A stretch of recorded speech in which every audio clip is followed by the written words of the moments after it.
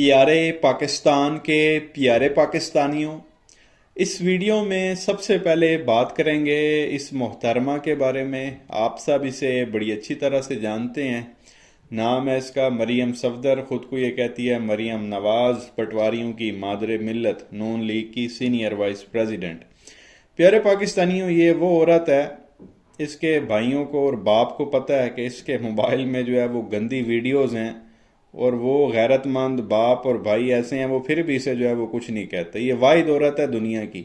इसके बाप को भी पता है, इसके भाइयों को भी पता है कि इसके मोबाइल में गंदी फिल्में हैं, लेकिन फिर भी जो है वो इसे कुछ नहीं कहते। बहरहाल प्यारे पाकिस्तानियों, इस वीडियो में जो है वो इस औरत का एक क्लिप आपके साथ जो है वो शेयर करेंगे। जब खान साहब वज़ीर आज़म थे, पीटीआई की हुकूमत थी, उस वक्त ये औरत क्या बयानबाजियाँ करती थी, किस तरह की स्टेटमेंट्स देती थी। ये छोटा सा क्लिप है, पहले आप ये सुने, देखें, फिर आगे मजीद बात करते हैं। रातों रात बाप या माँ के नाम से एक पार्टी बनती है और वो एक बच्चे को जन्म देती है, और अगले दिन वही बच्चा वजीर आला की कुर्सी पे बिठा दिया जाता है। Shem Shem Shem.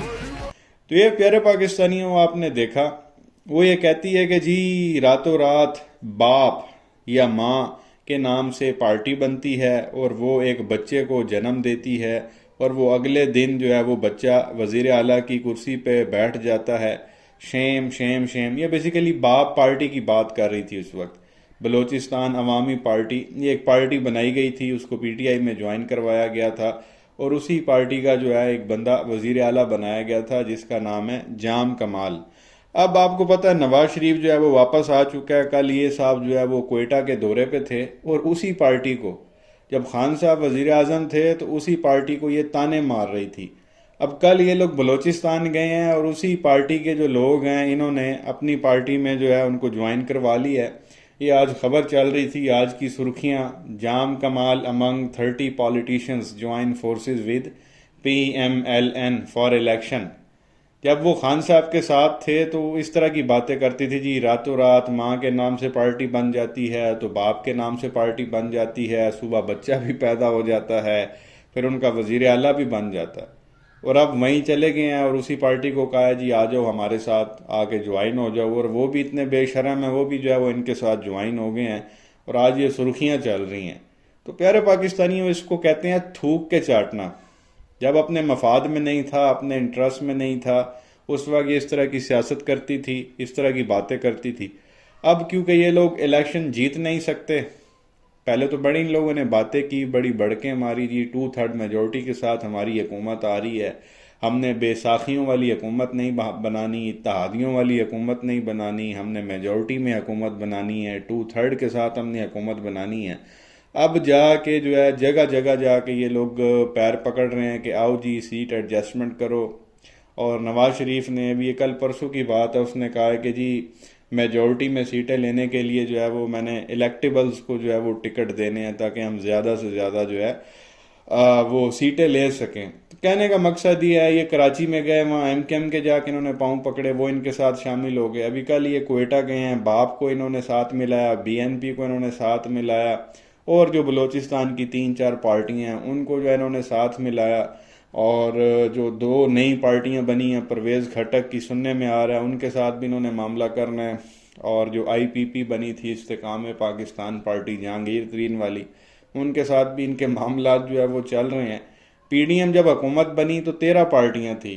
अब ये जब एक नई, ऐसा लग रहा है हुकूमत बनेगी, अगर बनी नवाज शरीफ की, तो उसके अंदर 2 मजीद पार्टियां जो है वो ऐड हो जाएंगी, परवेज़ खटक की भी और वो जो IPP है जहांगीर तरीन वाली। तो ये 15 पार्टियां मिल के जो है वो हुकूमत बनाएंगी, और अपोजिशन होनी ही कोई नहीं है। मतलब जितने भी असम्बली में लोग होंगे वो सारे आप कह लें कि हुकूमती जो है वो सीटों के ऊपर बैठेंगे। अपोजिशन पे ऐसा लगता है कोई नज़र ही नहीं आना, या दिखाने के लिए कोई 2-4 बंदे जो है वो साइड पे बिठा दें, या फिर PTI के लोग जो है वो आपको वहाँ पे नज़र आएंगे अगर उनको इलेक्शन लड़ने दिया गया तो। क्योंकि अभी तो आप देख लें कुछ कहा ही नहीं जा रहा, और बात भी ठीक है, किसी को टिकट नहीं दिए जा रहे, क्योंकि PTI और खान साहब को ये चीज़ बड़ी अच्छी तरह से पता है कि अगर हम अभी नाम अनाउंस कर देंगे कि हम फ़लाँ फ़लाँ बंदे को टिकट देने जा रहे हैं, तो ये उन बंदों को ही गायब कर देंगे तो इलेक्शन वाले दिन कोई वहाँ नज़र ही नहीं आएगा। तो ये बिल्कुल एंड पे जो है वो नाम जो है वो अनाउंस किए जाएंगे। तो बहरहाल कहने का मकसद ये है प्यारे पाकिस्तानियों, ये चीज़ आपके सामने रखनी थी कि भाई ये किस तरह की मुनाफकत है, कैसे ये लोग पहले थूकते हैं फिर उसको चाटते हैं। बंदा पीटीआई में हो तो उनको कहते हैं जी रातों रात ये पार्टी बनी है, फिर इनका बच्चा भी हो गया, इनका वजीर आला भी हो गया। अब जब खुद को ज़रूरत पड़ी है तो खुद बलोचिस्तान गए हैं ये सारे, और वहाँ पे जाके इन्होंने कहा है कि जी हमारे साथ आप ज्वाइन हो, शामिल हो जाएं, और वो भी शामिल हो गए हैं। दोबारा लेके ये खबर आपके साथ शेयर करनी थी। बड़ा ये लोग वहाँ पे गए हैं, पग शग जो है वो इन्होंने डाली है, बड़ा सुना जी वहाँ पे इनका इस्तकबाल हुआ है। तो एक ये चीज़ आपके साथ शेयर करनी थी। आपकी क्या राय है इस हवाले से नीचे कमेंट सेक्शन में जो है वो ज़रूर बताएं। उसके अलावा प्यारे पाकिस्तानियों बात करेंगे नून लीग के एक और साहब के बारे में। आप सब जानते ही हैं इन्हें, नाम है इनका आबिद शेर अली, बड़े मशहूर हैं ये, इंतहाई आप कह लेंगे बदतमीज़ इंसान है, अपनी बदतमीज़ी की वजह से जो है बड़े फेमस हैं ये, और जुगतों की वजह से भी ये बड़े फेमस हैं, और किसी किस्म का ये कोई लिहाज नहीं करते कि मैं कहाँ पे बैठा हूँ, टीवी पे बैठा हुआ हूँ, या कोई ख़वातीन जो है मेरे सामने खड़ी हुई हैं, या मैं किसी पब्लिक प्लेस में हूँ, कौन सी मैंने बात करनी है कौन सी नहीं करनी, ये सब मुंह फट हैं और बोलना जो है वो शुरू कर देते हैं। अब तो बाकायदा इन्होंने जो है वो धमकाना भी शुरू कर दिया। और जितने ये बहादुर हैं वो आप सब लोगों को पता है, जब खान साहब वज़ीर आज़म बने थे, बल्कि बनने से पहले इनको पता लग गया था कि पीटीआई की हुकूमत आने लगी है, तो ये साहब यहाँ से दौड़ गए थे पाकिस्तान से। और आपको पता है ये नवाज शरीफ के इर्द गिर्द ये साहब नज़र आते थे वहाँ लंदन में। फिर जब इनकी पीडीएम की हुकूमत आई तब ये आबिद शेर अली जो है पाकिस्तान वापस आया था। इस दौरान इसकी बीवी की डेथ भी हुई थी जब ये लंदन में था और खान साहब वज़ीर आज़म थे। ये बीवी का वो कह लेंगे कंधा देने भी नहीं आया था, उसके जनाजे में नहीं, कोई कबर शबर कोई मामला था ही नहीं।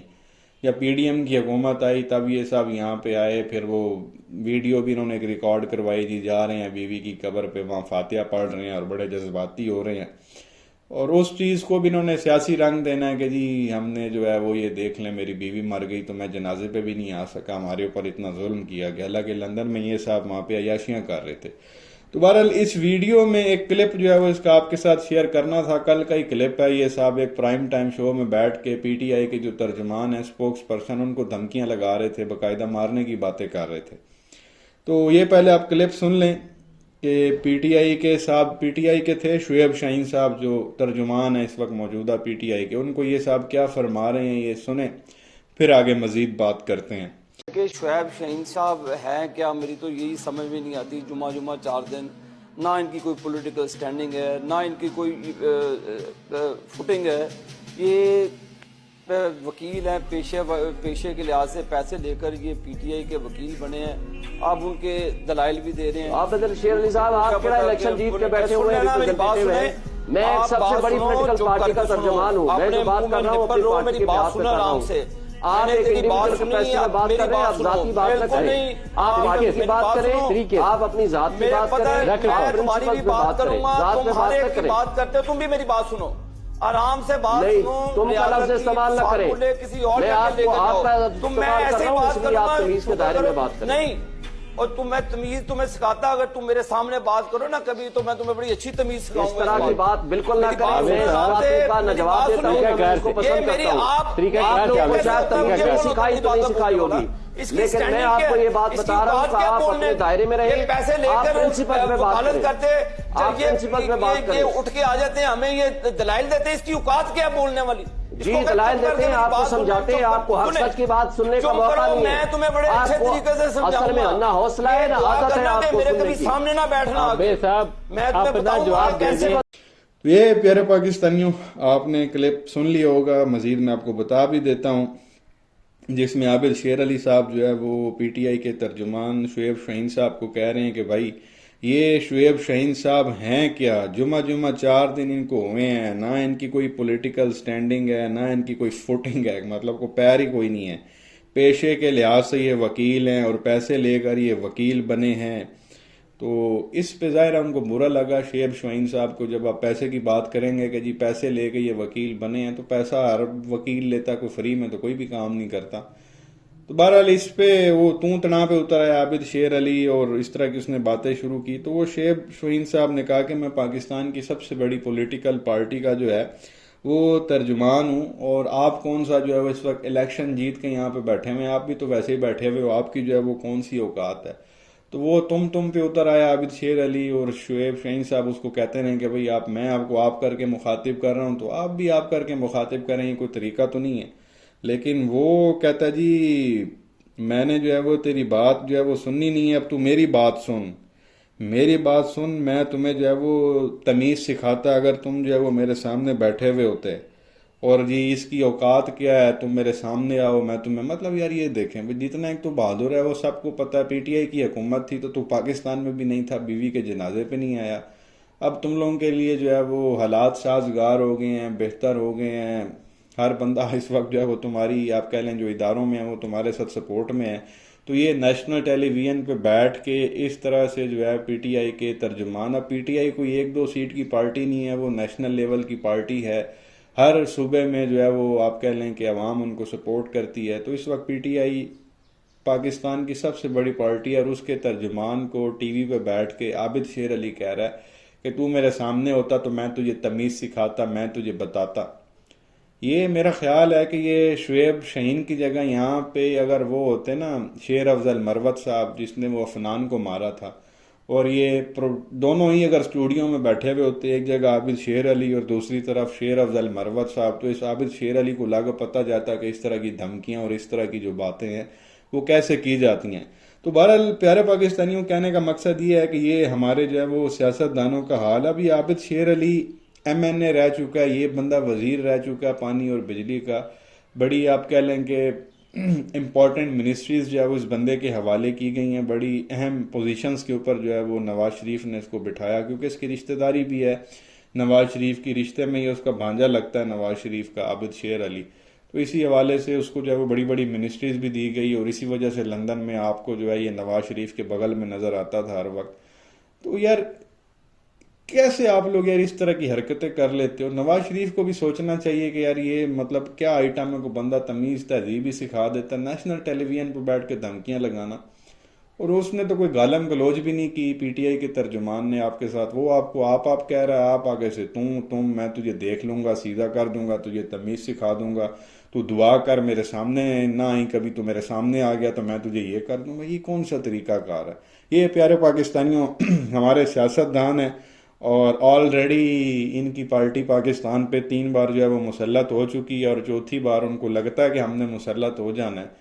तो ये क्या मुल्क के लिए करेंगे, क्या आवाम को रिलीफ देंगे, किस तरह के इन लोगों के फैसले होंगे, कितनी एक आप देख लें इन लोगों के अंदर बर्दाश्त है।